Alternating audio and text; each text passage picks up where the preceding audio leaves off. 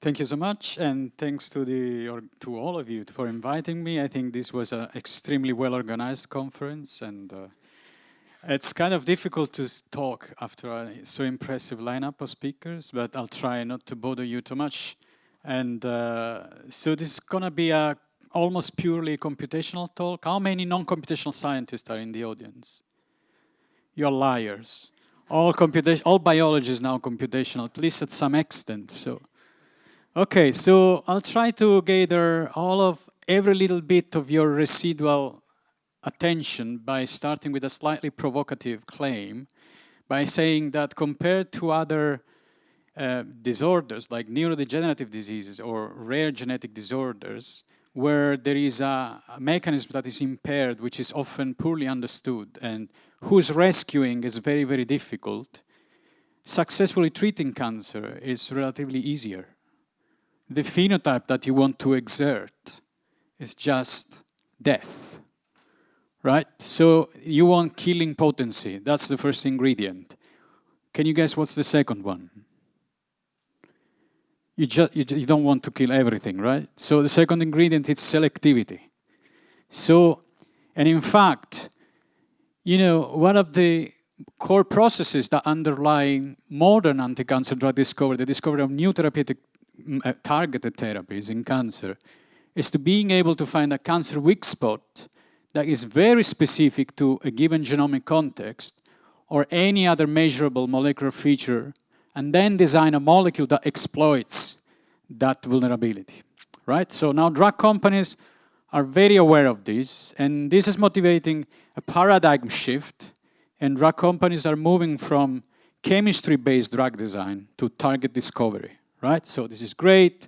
There are nice consortia now that are pre-competitive and are based on collaboration between industries and research institutes, but this bright scenario here still belies the current attrition rate that still hampers the development of new anti-cancer drugs.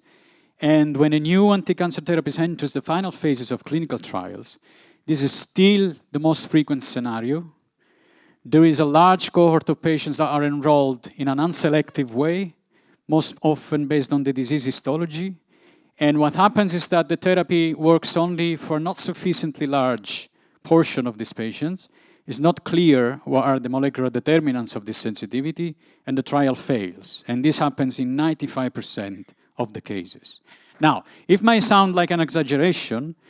This is actually a numerically grounded claim, and this is what comes out from a recent review that was published from researchers at AstraZeneca, where they show that the most frequent reason for project failures in final phases of clinical trial is the lack of efficacy. And in the same review, researchers show that basically when a molecule enters the final phases of clinical trial with a predictor, with a biomarker that can be used to enrich the cohorts enrolled in the clinical trial for putative responders, in that case, the drug is more than twice likely to be successful and to reach the market, thus patients with unmet clinical needs.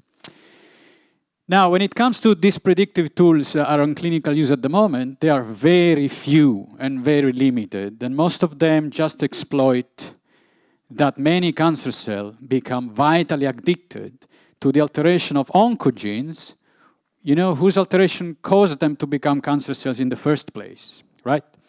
And in this case, the molecular feature that is predictive is just the status of the oncogene, right? So if a patient has a mutation or a copy number amplification of that oncogene, that they are prescribed the therapy, right? But globally, across cancer types, less than 20% of patients have such actionable alterations, and that can be treated with existing therapies. And leaving apart also, you know, all the reasoning that we have to do now, the emergence of drug resistance, etc. Here we are talking about intrinsic drug response, okay? We're not even touching that side. So what we need to do is here to use existing drugs better. For example, for some patients it might be beneficial to treat their non-mutated oncogene.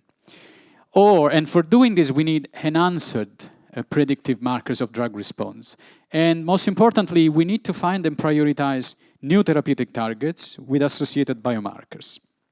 Now, this is what we do in our lab. We develop computational methods and tools toward this goal.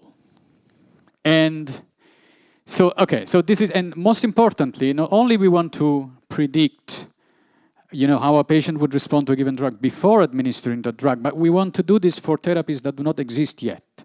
So we want to use this predictive potential to prioritize the development of new compounds. So we want to pick a target to invest time and money in a way that in the future maybe we will be able to predict the response to the inhibitor to that target, right? And we want to include this consideration at the earliest phases of drug design, which is target selection. So we work on method for identifying new targets and to prioritize new targets for drug development. How do we do that? So a promise of cancer big data is that in the provisionally near future there will be large collection of clinical data with associated cancer patient genomics, etc. We will be able to analyze them in an orchestrated way by doing retrospective analysis. We will train machine learning tool to make prediction, etc. Okay, that's beautiful. Reality is that we're far from that. There's not enough data yet, and the data that are available, they're not easily integrable, etc. So what we can do in the meantime, we use data coming from the characterization of in vitro models, such as cell lines and organoids, okay? So, of course, with all the due limitations that should be mentioned, and I'll talk about that in a few slides, but these are facile models that can grow in plastic, and definitely you just give them some nutrients. You're all very familiar with the cancer cell line, right? And they can be integrated in large-scale automated pipelines, so you can do large-scale screenings of drugs and genetic perturbations. And in fact, and the other thing is that they're all commercially available, and most of them, they're fully multi-omically characterized. So we know everything about these models. We know their DNA sequence, their copy number alteration profile, the basal RNA expression, DNA methylation, metabolic profile, proteomics, etc. And as I say, they can be easily integrated in large-scale screen of drugs, treatment, as well as genome-wide CRISPR-Cas9 screens, where we knock out all the gene one by one, and we measure the effect of this inactivation on cell viability, right?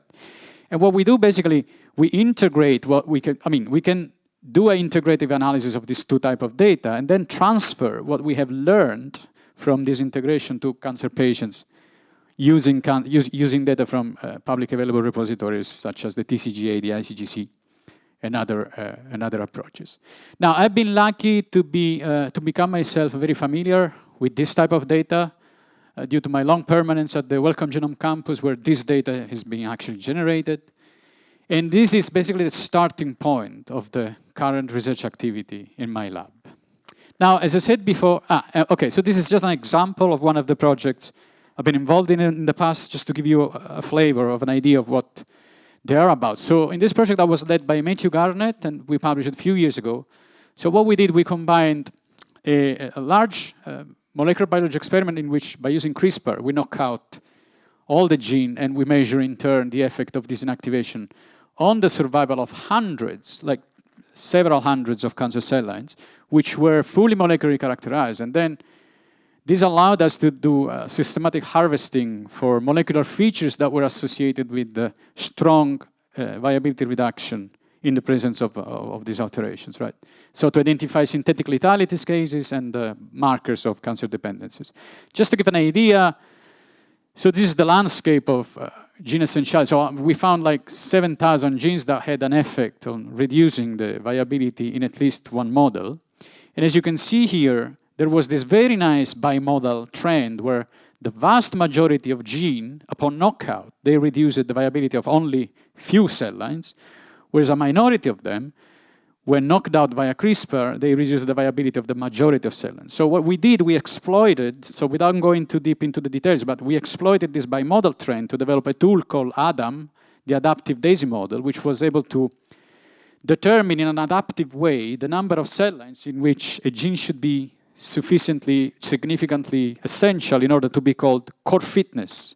So not interesting, because if a gene, upon knockout, kills any type of cells, then it's not an interesting target, right? And by doing this, we identified like 500 novel human essential genes that were enriched for fundamental biological processes with a higher recall and precision with respect to other state-of-the-art common essential gene sets. And what we did, basically, we applied these tools across cancer types, and we were able to split all the genes that had an effect on viability reduction upon knockout into two sets, calling them, putative core fitness genes, not interesting, or context-specifically essential, right? So, and consistently with their predicted role of being core fitness genes, you can see that the genes here in the darker tone, they had a systematically lower detrimental, the log-fold change. So they had a greater viability reduction effect upon knockout. But the most interesting one were these genes here, which across cancer type, they had a strong killing potency, but they were selective. So they were basically able to reduce the viability of few models, okay? So basically we found the ingredients that we were seeking, right? So we had killing potency and selectivity, some sort of selectivity, right?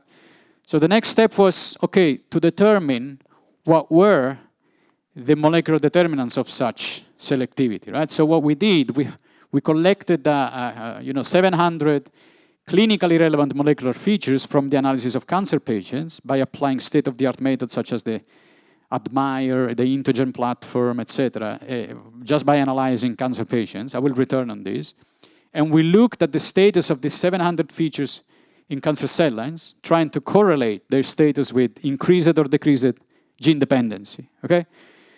And this is a summary of the result. We found about 1,000 statistical interactions, so large effect size interaction between genomic alterations or copy number amplifications or overexpression of genes and increased gene dependency.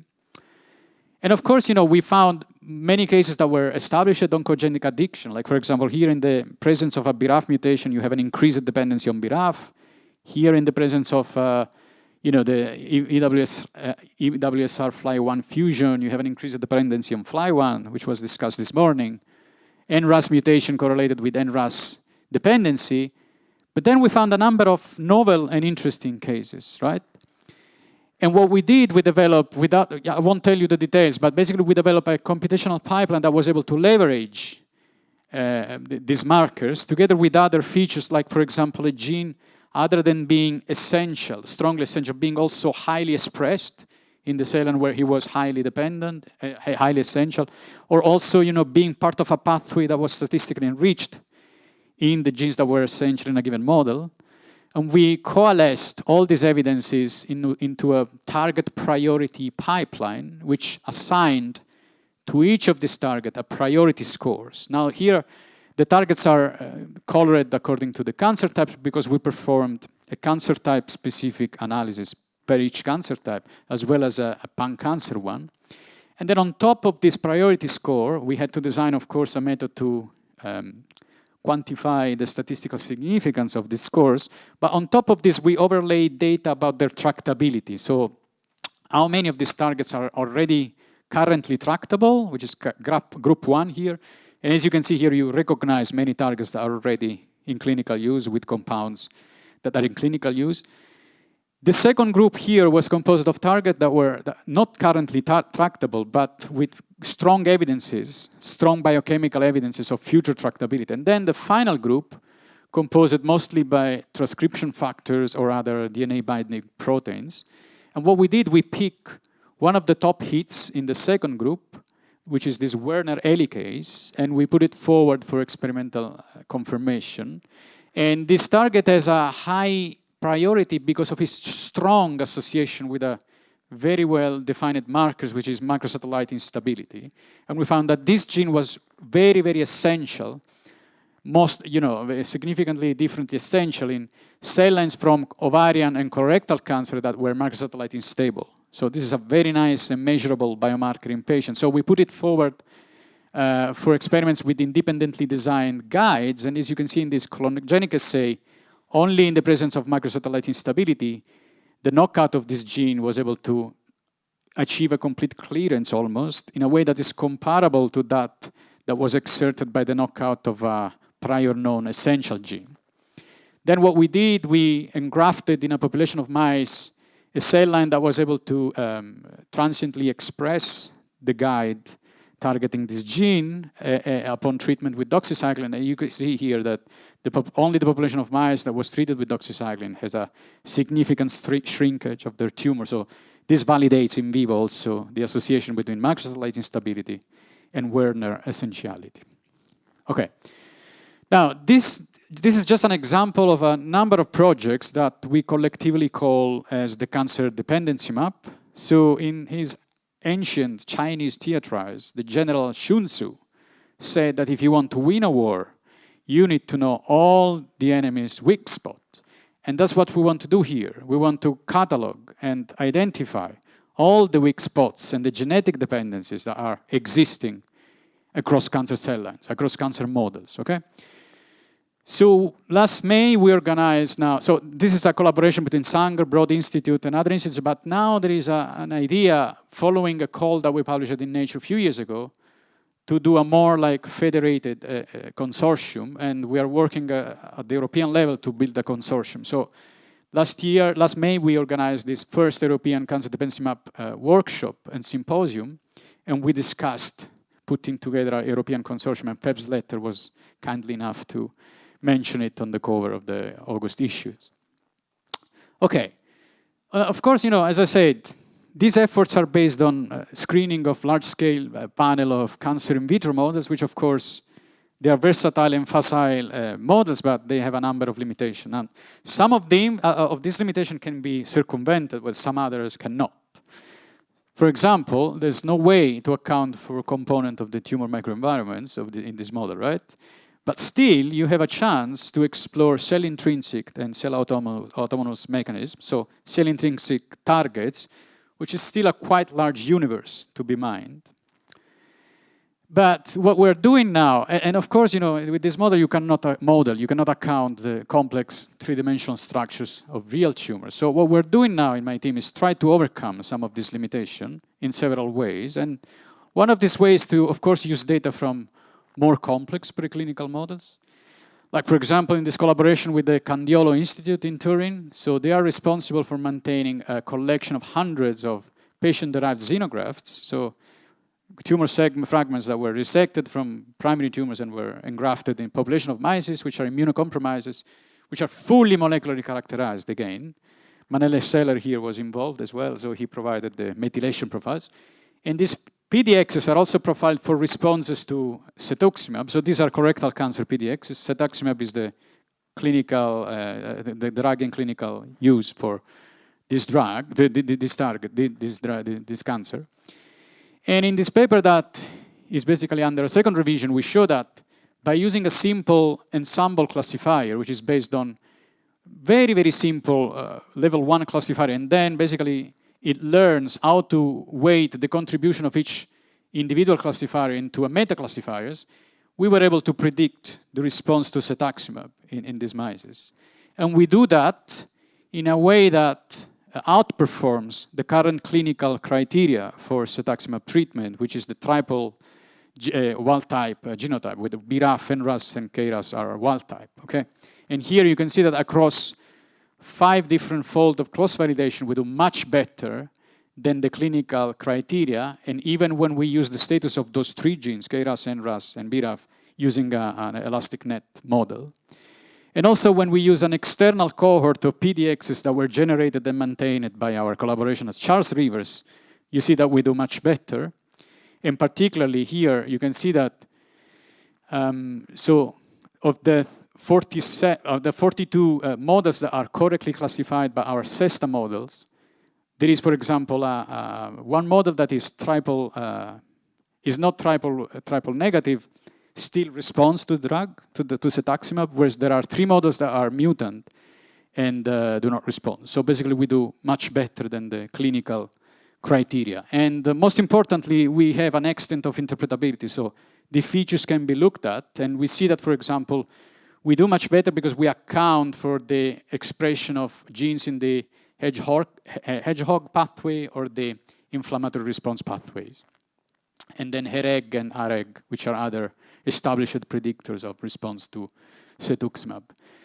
The other route that we are pursuing is that we are gradually starting to account for components of the tumor microenvironment, but in a way that still makes us able to perform experiments and screens at a reasonably mid-scale. I wouldn't say large scale, but mid-scale.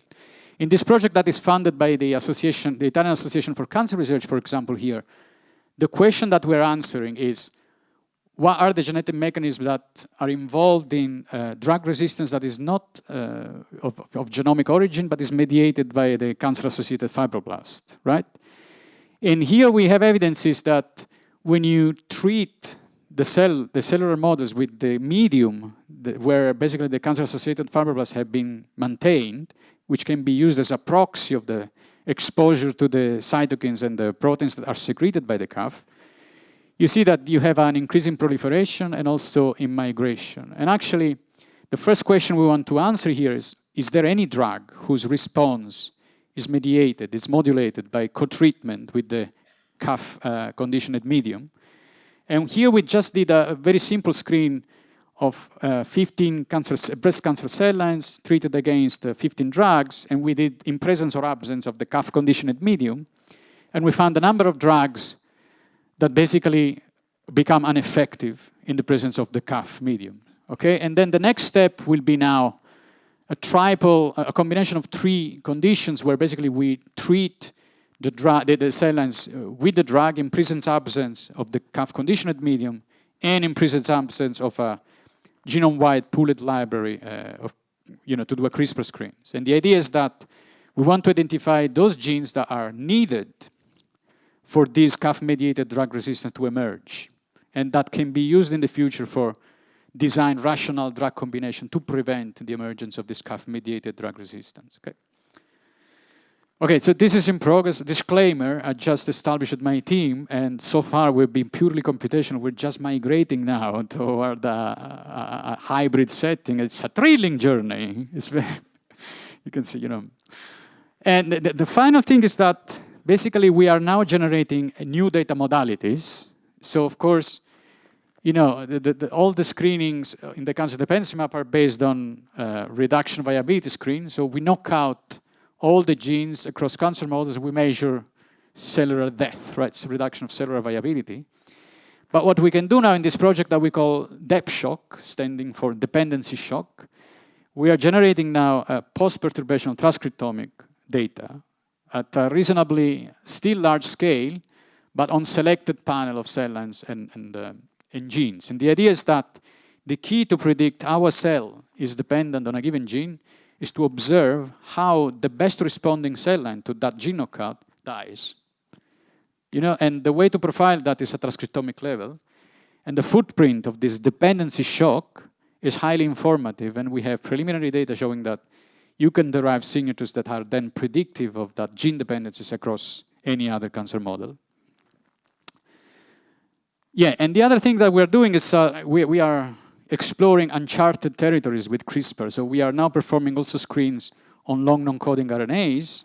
And here in this paper that is under revision, we show how by treating with this dual library where we'll knock out long non-coding regions, we were able to identify the vulnerabilities of multiple myeloma in models that were also resistant to bortezomib, which is the first-line therapy for multiple myeloma.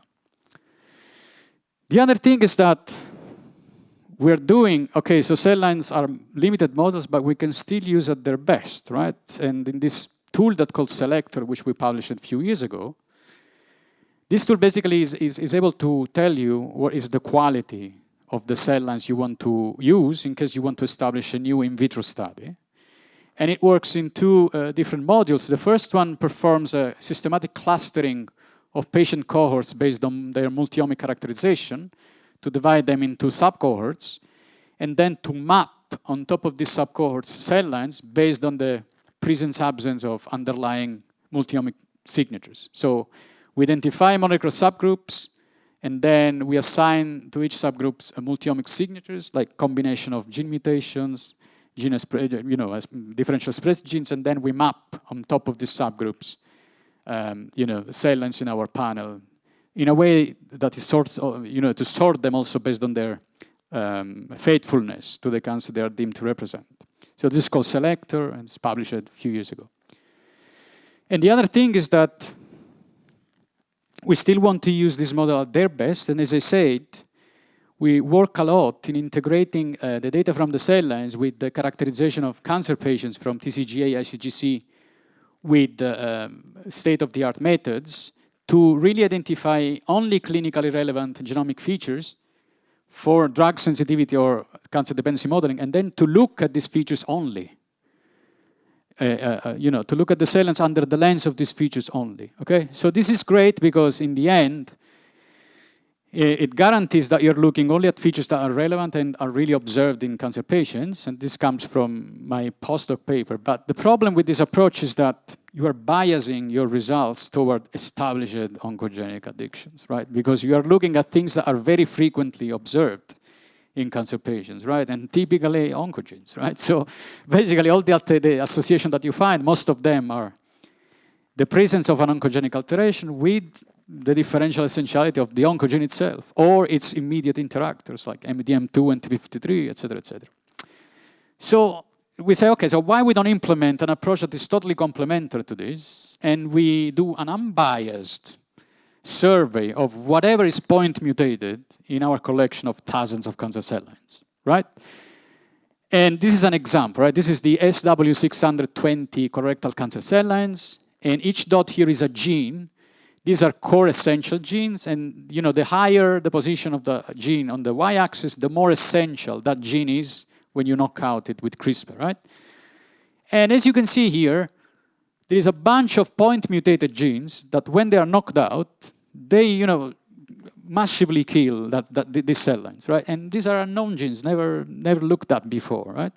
So the idea is that why we don't do a systematic analysis of this point mutation that seems to be associated with exquisitive gene essentiality, and then after we ask ourselves, are these point mutation now clinically relevant, yes or not? I mean, is there any patient that has that alteration across the thousands of patients in the TCGA, the ICGC, and other repositories, yes or not? And this is the work led by Aurora in my team. This is an example, right? So again, we are doing cancer type specific analysis. So this is a collection of AML cell line. And by doing this systematic analysis across all the variants, we found that a cell line that has a mutation in ROC2 is the only one that responds to the knockout of ROC2. That means that this point variance may be associated with a gain of function that makes ROC2 extremely essential for AML models, thus a potential target, with an embedded marker, which is the mutational status of ROC2 itself, so this variant here. And nicely enough, when you look at drug response, because there are already ROC2 inhibitors on the market, you see that cell line is also the best responder to the drug treatment. So this is nice because we have put together like an automatic way to identify drug repurposing opportunities, right? Next question is, okay, but now is this variant in ROC2 clinically relevant, yes or not? Is there any patient that has such variant? And this is the answer. So we have done a systematic evaluation of these variants in cancer patients. So now we have a bunch of variants that are strongly associated with the cellular viability reduction when the gene, the hosting gene, is knocked out. And most of them, many of them are also observed in cancer patients in TCGA, ICGC, and other repositories. So we propose this as like an unbiased way to identify new targets with embedded markers and drug repurposing opportunities. And the nice thing is that there is a portal here. So you select the name of the gene, your variant of interest, and you can check if that variant by any chance is associated with increased gene essentiality of the hosting genes. To link to the fact that the other thing we are really, really interested in my group is to develop computational tools, algorithms, and methods that we publish online and all the community can use. And we put a lot of effort in making whatever we publish open, transparent, and reproducible, and fully computable on the fly. So whatever we publish, there is a dashboard with a card here. You click on this card, you can reproduce all the results that are published on our paper without the need to install anything on your machine. There is a Google Colab or a Jupyter Notebook that reproduces all the results. And this is where the lab has been the most prolific at the moment. in the optimization of CRISPR and pharmacogenomic screens. And I'll give you, in these final minutes, I'll try to be maybe the first keynote speaker on time. Okay. So basically, I'll give you a few examples of this optimization. So this is a problem that hampers CRISPR-Cas9 screens, which has been reported a few years ago. Like when you target a gene with the CRISPR-Cas9 system, which is copy number amplified, you exert a too large number of double-strand breaks in the same genomic loci, and the cell cannot cope with that, right? Because there's too much damage to the DNA, and the cell dies. Mitotic cell arrest and death.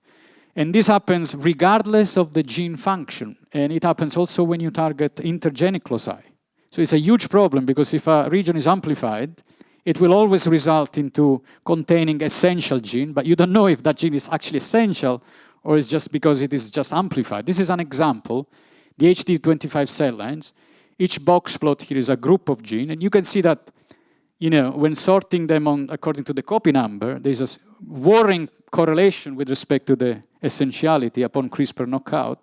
And this happens especially for non-expressed genes. So amplified non-expressed genes, they are essential in a way that is correlated with their copy number status, okay?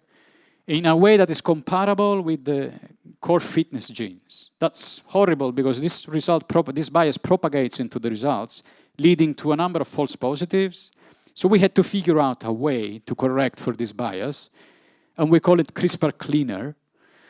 So basically, others have also designed it and came out with their own method to correct for this bias, always assuming that the correlation is linear, so you can regress out the effect of the copy number. But in this publication here, we show that the effect is not always linear, it's not always there. And recently, someone from Recursion Biopharma has basically discovered a general gene neighborhood effect that is due to whole chromosome truncation when you target it with CRISPR. So genes that are in proximal position, they have a similar gene essentiality when targeted with CRISPR. And the community went crazy.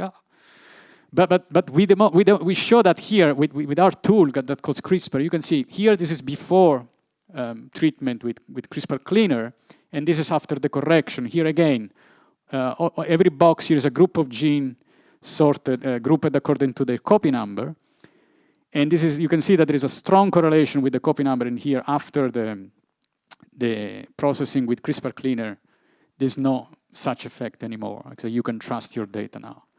Now, I won't tell you the details of this approach, but if you're interested, I'm happy to tell you more at the ice-breaking event.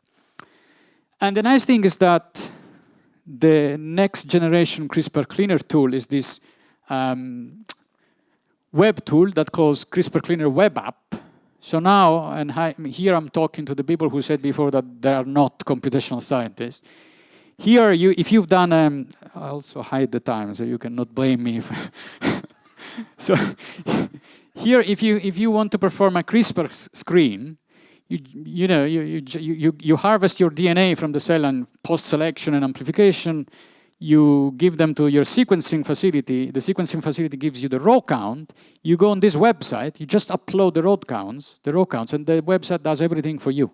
You create an account, the data is private, and your screen is processed, QC assessed, and you have also interactive visualization, which you can download also in a paper-ready format. So yeah, write down, because that's useful. And now we are also in the process of putting together policy for commercializing it. So also, now this is free to use to non-commercial entity and academic users, but now we also have a policy to license it to non-academic entities or drug companies. And finally, one final example. So, when you run CRISPR screens, the problem is that you want to have a sufficient large population of cells in order to avoid multiple single-guide RNA entering the same cell, resulting into epistatic effects that are unaccountable.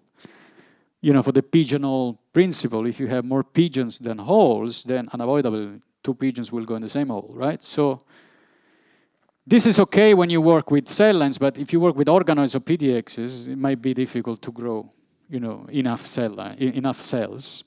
So one option is to reduce your library, right, in terms of guides. So you want to do still a genome-wide screen, but you want to reduce the number of guides.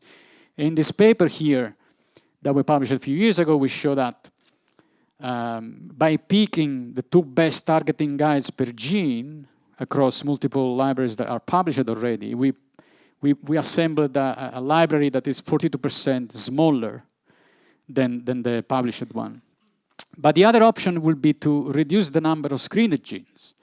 So suppose that you still want to do a genome-wide screen. Why you should screen all the core essential genes if you know that upon knockout they will result into a viability reduction because they are core fitness? Or why you should screen all the never essential genes if you know already that they are never essential, right? You want to do that because you want to retain the ability to perform, to use them as positive and negative control, but also to perform a number of supervised analyses. And there are tools that use templates of prior non-essential genes to make predictions on the essentiality of the other genes. And the most famous one is called Bagel. So in this paper here that was published by Alessandro a few years ago, and this is a pure example of optimization, because what we do, we generate templates of control genes, essential and never essential, of increasingly smaller size by doing an optimization. So we start with the whole templates. These are thousands of control genes. We run a Bagel, we identify essential and non-essential genes, and then we reduce the template increasingly. We recompute the essential and non-essential genes. We compare with the results that you would obtain with the whole template, and by using a genetic algorithm, we optimize the templates and the gene sets. And by doing this, you can see that you retain more or less the same result that you would obtain with the whole template. So now you are going, though, from thousands of genes to a few tens of genes.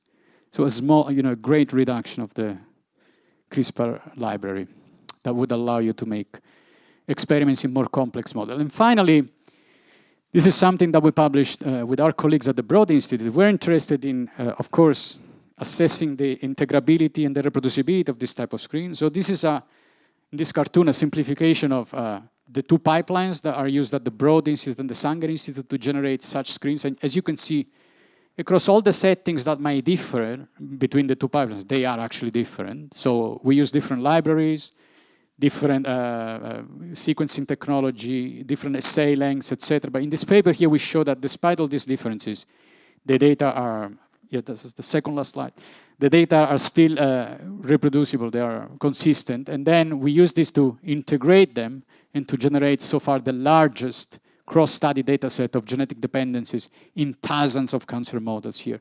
And this now allows to reperform the target prioritization pipelines in a cancer subtype manner because we have enough data. Okay.